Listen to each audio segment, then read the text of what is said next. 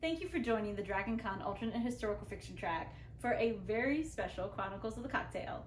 We are going to take a look at Black Tot Day, the day that rum died. First, we need to start with the history of the tot.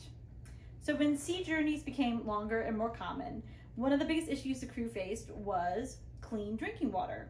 Casks of water didn't stay drinkable very long on a ship, and there were no guarantees that the ship would be able to find clean water on their journey. So the solution was to carry something that could age with the voyage and still be safe for the crew to consume. And at this point, your bottling options were oak cask or some other kind of cask. So let's introduce rum. Since carrying water wasn't going to work out, and even beer would spoil with a very long journey, ships started carrying rum, which took up less space in the hold. Well, in truth, captains would buy whatever alcohol was easily available and cheap. They were not particular, and load their ships up with that. But for our particular conversation, we're just going to assume that every ship is carrying rum, which is still pretty accurate. It was the sailors' favorite. In 1931, the British Navy issued their first alcohol ration, making rum the official drink of the British Navy. At first, crews were given the option. They could have 8 pints of beer per day, or half a pint of the spirit of the ship, depending on whatever the ship had on board. This much alcohol made the crews kind of counterproductive and wasn't ideal for what was at the time the greatest fleet in the world. So the Admiralty decided to half the rum ration. And when their crew was still drunk and half of the rum was still too much rum, they halved it again. So sailors were getting 142 milliliters. The Naval Code was updated in 1740 by Admiral Edward Vernon, nicknamed Old Grog because he used to wear a grogram coat. He wanted the rum ration of the lower crews to be cut with water so they wouldn't be as drunk. And this drink, which was literally just rum mixed with water, was called grog after him. Something to know, rum wasn't free. You didn't just get rum every single day. So crews could either take rum or they could take their ration in pay instead. But sailors weren't paid every single day. There's no direct deposit in the 1700s. So you would get your rum that day, but if you chose to take the pay, you would get that when the ship docked. Which meant that if you got your rum every single day, you could basically trade it with other crew members for something that you wanted. So if you didn't want to swap the decks, or if you wanted an extra day of shore leave, you could trade your rum ration for that. Another change that Old Grog put into effect was that he split the rum ration.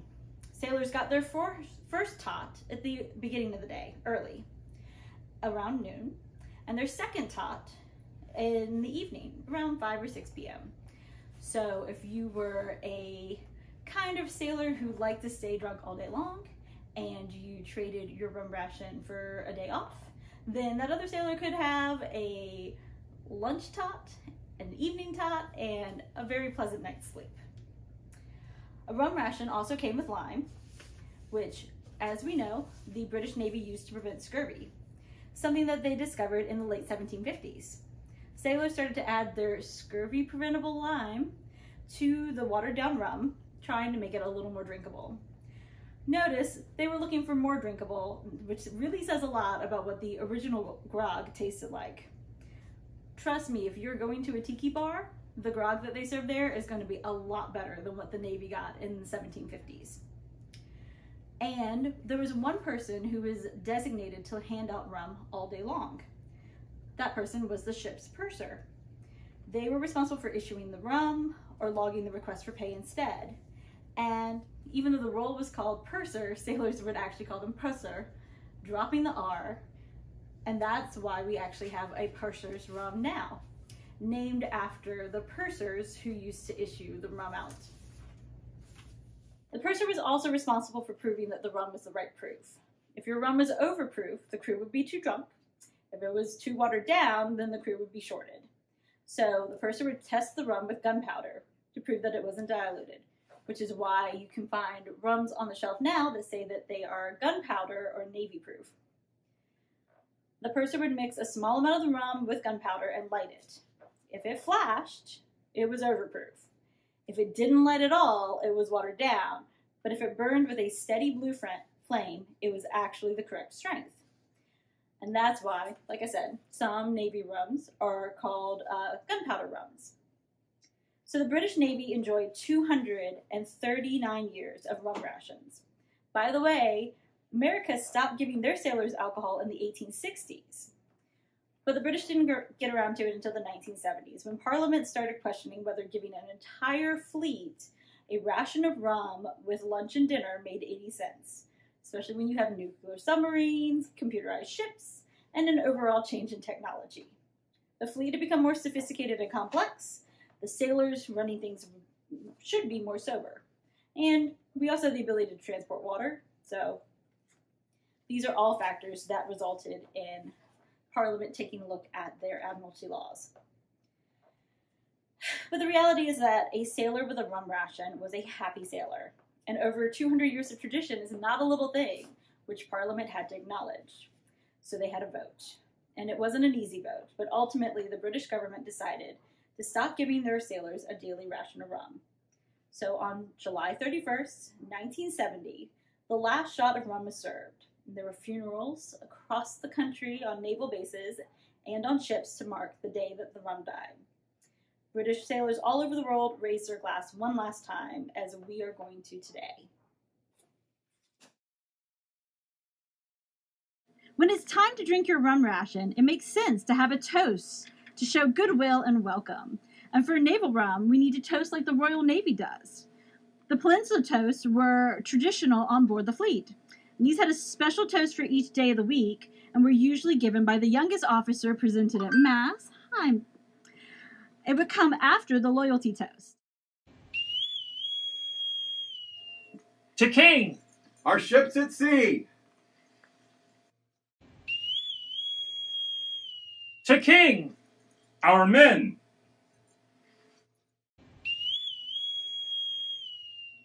To King! Ourselves! If no one else will. To King! A bloody war and a quick promotion. To King! A willing foe and sea room aplenty.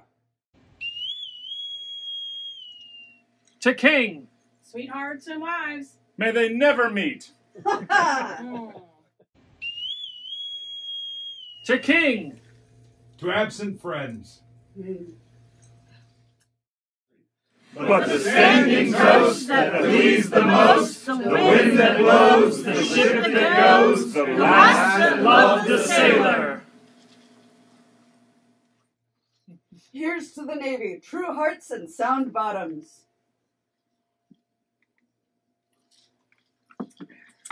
Here's a bit of Royal Navy trivia.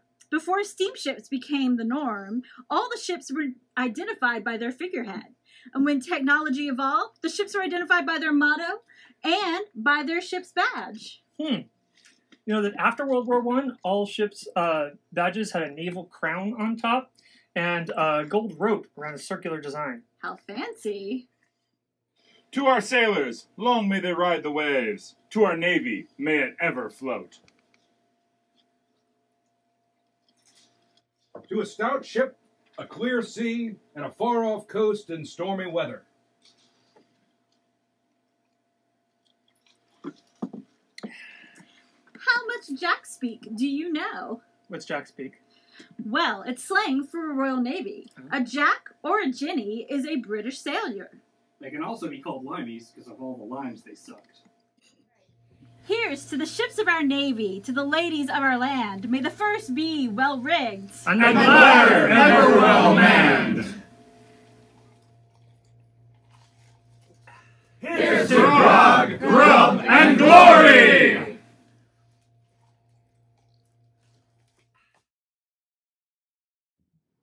Hi, and thank you for joining us for a tasting of Navy Proof rum. So just to be clear, the Royal Navy used a very specific proof of rum, and if you saw the history lesson earlier, you're going to know all about that. So I'm not going to recap it. Instead, we're going to get straight into what these Navy rums are like and which ones we recommend. So I'm going to start off with a classic, the Pusser's gunpowder proof rum is actually made using the same recipe that the former Royal Navy used. It's powerful, it's aromatic, it's heavily bodied. It's a blended rum that's blended with 6 different single rums. And when you drink it, it's going to hit that palate with heat, followed by molasses and some spice flavors. And then it releases notes of roasted coconut and fresh caramel. If that doesn't sound absolutely delicious, it's going to end with an oaky finish and a moderate rum funk, which if you're a rum drinker, you know what that funk kind of tastes like. If not, drink this one, and one shot, you'll learn it. It's a great complement to other rums, and so it's great when building a cocktail. And if you know tiki drinks, you know that they like to build cocktails with a lot of different types of rum. My personal notes, overall, this seems like a rum that's seen a few things and would push other rums off a boat. And I would give it 6 out of 10 drunk sailors. I don't want to kill our tasters, so even though this is what a full shot would look like, we're not giving them a full shot. We're going to give them partials. Because even a partial shot is a lot of Navy proof rum. So this is how we're going to start off our day, and it's going to be fun for everybody else, but as a bartender, I'm just going to watch. So, which one is this? All right, so this is everybody's absolute favorite. This is going to be our Purser's Gun Proof. I gave it a 6 out of 10 drunk soldiers. 6 out of 10. Wow. All right. Okay. Skull. Okay. What is Sunday again? To have some friends. I stuck with the classic of Kill Terry, but Don't die. Ooh, that lingers. Yeah. Okay. It's strong, but it's got good flavor. Oh, good. Great. So, Hamilton Beach Bomb Navy Grog rum is a classic. They have a whole entire line of different Hamilton rums. They all are actually very specific and different. This one was specifically designed to go with Navy Grog drinks. It's a combination of 5 Caribbean rums, including ones from Jamaica, the Dominican Republic. It's a big blended set. They are fiery, they are full-bodied, and they are robust. It hits the tongue with a heavy caramel note, and it'll follow with hints of brown sugar, anise, molasses, mangoes, and even orange zest. And then it'll finish out with charred oak, which will balance the sweetness. So it winds up absolutely great in the classic grog recipes, and winds up really being a treat. Overall, it's a perfectly blended rum that came from a committee, and it has all of the notes of a quicker cocktail mix. It would be 7 out of 10 tired bartenders. So this is the Hamilton Navy Grog, specifically Navy Grog version, and I gave it a 7 out of 10 tired bartenders.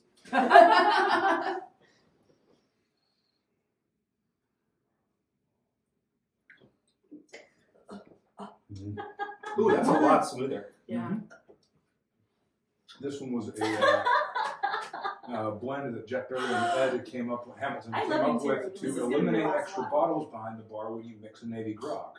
Mm. So it is Nope. a blend of Okay. the rums you would traditionally use to make a Navy Grog cocktail. So, bringing another Hamilton rum to the table, we have the Hamilton 114. It is truly a Navy proof rum, and unlike our other one, which was designed for grogs, this one is designed for kicking butt and getting people drunk. It's going to have a combination of funk, of sweetness, and be absolutely perfect to add to your tropical flavors. I would give this a 3 out of 5 drunk guests. And like I said, it's perfect for an evening spent being very drunk. All right, so surprise rum was a surprise. I give it a 4 out of 5 burning sensations. Wow. Enjoy. Wait, is it only when we pee? That's what Try I was that. This is not the shot we need. Navy. Oh, that's Love it. smoother than I expected. Yeah. A little banana, maybe? Ooh, I I really I like actually that. like that more than the last one. Yes. Wrong with Well, you the people? last one is more blended to be with the mixers that go in a Navy grog. Oh. This one is a straight Navy proof sipper. Right. Yep. I can tell. And the one from Florida is this one, but it's regular proof. Right. And they proofed it down to 80. That's the Florida Rum Society version of this rum. Our fourth rum to try is one of my personal favorites, the Smith & Cross. It's a Jamaican rum. It's a blend of Wedderburn and Plumber style rums. It's traditional, it's pot stilled, and then matured in oak barrels. So this means it's going to have an intense flavor, it's going to be bold, and it's really not going to be something that you're going to want to hide. You're going to actually really enjoy even sipping this warm and like a whiskey. It'll be tropical with spicy notes, and you're going to get a oaky vanilla brown sugar finish. When you add this to a drink, it'll add caramel flavors to your cocktail. And like I said, it's actually really pleasant to drink all by itself. So overall, I would say this is a rum to show off to other rums, and it should impress your friends. And if it doesn't, maybe you need better rum drinking friends. I would give it a 9 out of 10 drunk sailors on shore leave. One thing that does make this different than the other one is it has the lightest color, but it really does have the best flavor. This one is the Smith & Cross, and if I was still drinking, this would definitely be the way I died. So I gave this 8 out of 10 bad ideas. Oh, good. It's delicious. Yes. Bad ideas. Such a Bad ideas. Bad ideas and good company.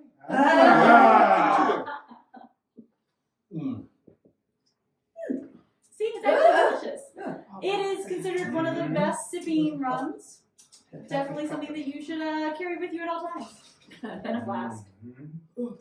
That one doesn't have the burn that I like, No, literally it doesn't. That's why people like it. but that's why I like it. Oh, the Pretty Princess is coming. fire. Oh, that one Yeah. Oh no, I buy that on the regular. I use that for a watered down version of the Black Magic. Ooh. Okay. Am I 2 or 3 shades redder? Oh, 2. Okay. You look magnificent. You look magnificent. So, one last rum. If you aren't familiar with overproof, this is where you learn all about it. The Navy rums were what's considered Navy strength, so that's between 50 and 57%. Overproof kicks it up a notch. This is the Plantation OFTD Overproof rum. Just so you know, the O stands for old, the F stands for fashion, the T stands for traditional, and the D stands for dark. It's a blend of Guyanese, Jamaican, and Barbados rums, and it has an intense smell of coffee when you sniff it, followed by hints of orange and plum and truffle. It'll burst with caramel cream, chocolate, and vanilla when you first swallow, and then follow it with notes of cinnamon, raisin, and nutmeg.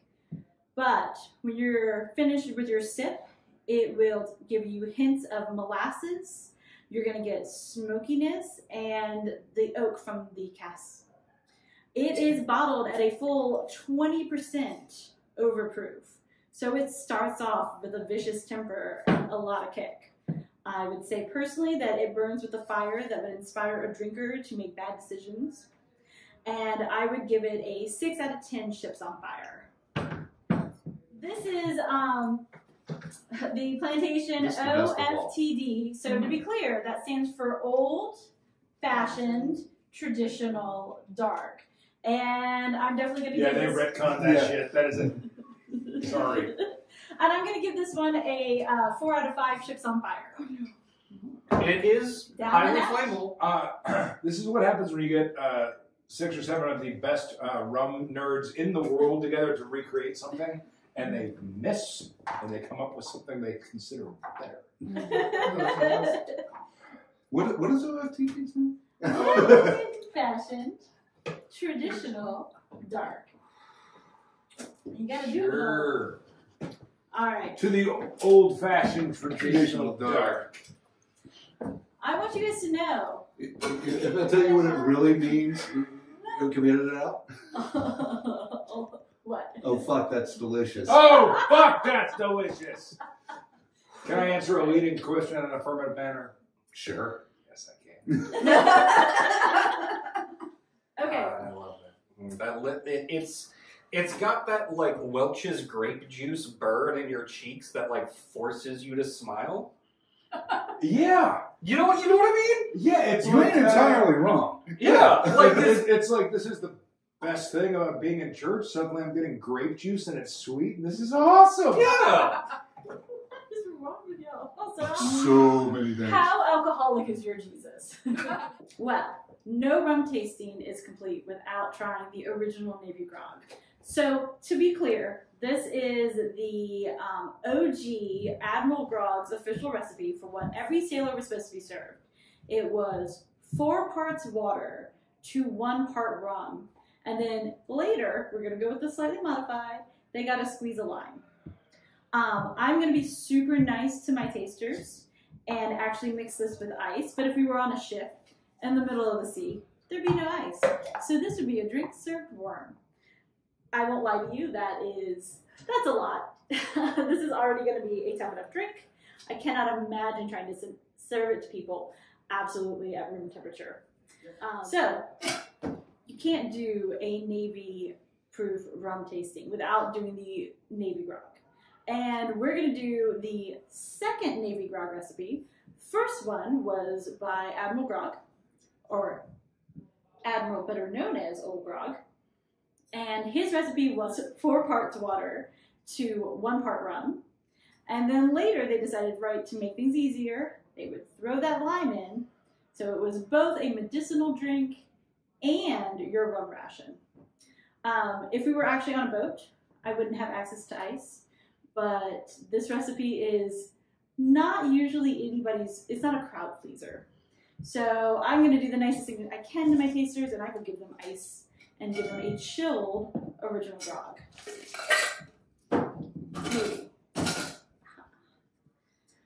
All right, so we're going to start off with the fun part. Making a mess. 4 parts water. 1, 2, 3, 4. I'm going to go with the most classic of all the rums, our original Navy recipe.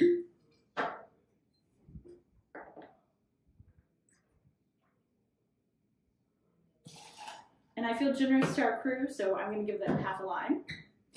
I don't believe that's actually accurate. I think they probably only got a quarter of a lime, but I do worry about our sailors and their scurvy.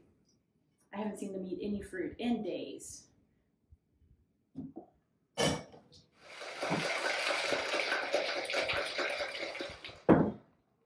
right, we have that well done. I'm not going to give them a massive shot, although this could be a delicious drink. Judging by how the Royal Navy reacted to it, it is not. This is going to be officially terrible, but you'll be fine. I love you all so much. I actually shook this over ice. It is a I'll be mitzvah. fine. That is a literal mitzvah. God. I like that shit. All right, so this is the official It's branding. Old Grog's portion. So it's 4 part water, 1 part rum, a little squeeze of lime, and I would give it a 2 out of what did you do? Old Grog, you're a son of a bitch. Over the lips, past the gums, look out stomach, here it comes. Oh, wow. To No, Grog. it just screams I made bad life choices. Yeah. Doing the This Navy. is the Yeah. last of all of them. Okay, actually, no, that's very line forward. Thank God. So to Grog, I hate to you. Grog, to glory.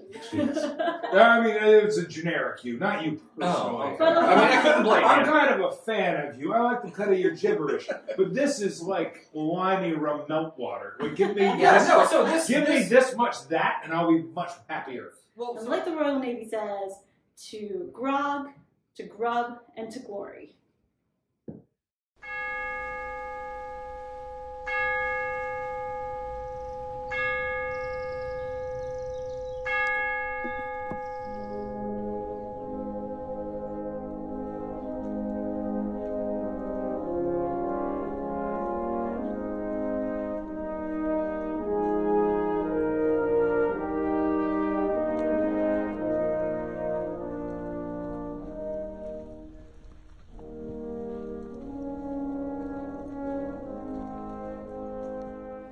have gathered here today to pay tribute to our fallen brother, the Royal Navy Rum. On this day, 53 years ago, your last shot was poured into the fleets and crews of the British Navy.